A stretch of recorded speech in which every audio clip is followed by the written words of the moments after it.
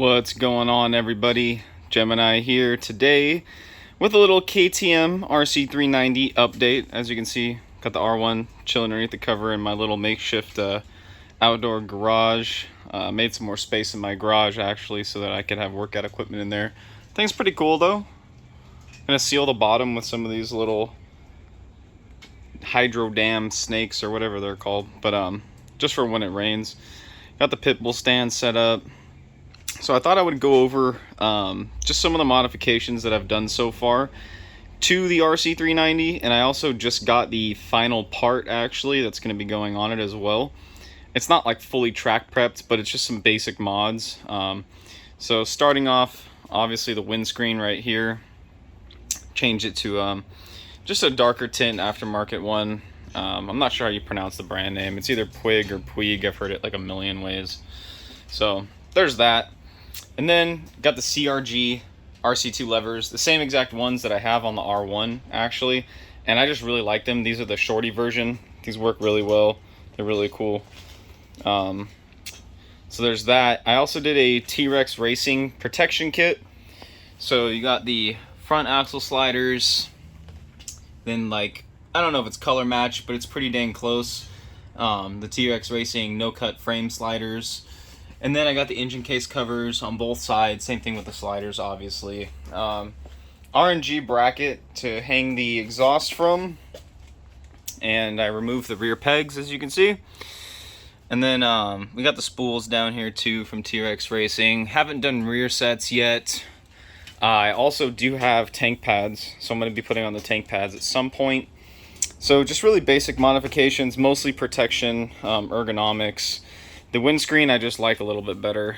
Don't know if I'm going to do like a mirror removal or not. But anyway, getting on to the unboxing portion, I actually have right here the final piece. Austin Racing, making some of the coolest, best exhausts ever. I know I have a freaking screwdriver, but that's what we're dealing with today. So I'm going to have to take the camera off for a second because I don't know if there's a slip in there that has my info on it. So it'll be worth it though, because this exhaust is nutty. It's like actually really cool. So let me see. It doesn't look like there's a slip inside of here. Oh, there is one. Perfect. It's just hiding in there. So I haven't actually seen the exhaust yet myself, obviously. I'm really excited though. I actually ordered this exhaust on, let's see, I think it was August 8th, and it just got here, and today that I'm filming this is December 3rd, Friday, so it was like almost 3 months. But they don't have these just sitting on shelves. They make every single one when you order it. They probably have like jigs, and they make it, like I said, to your order. Wow, this thing is super dope. Try not to scratch it up or anything. Hold on. Let's see if we can stand her up here. There we go.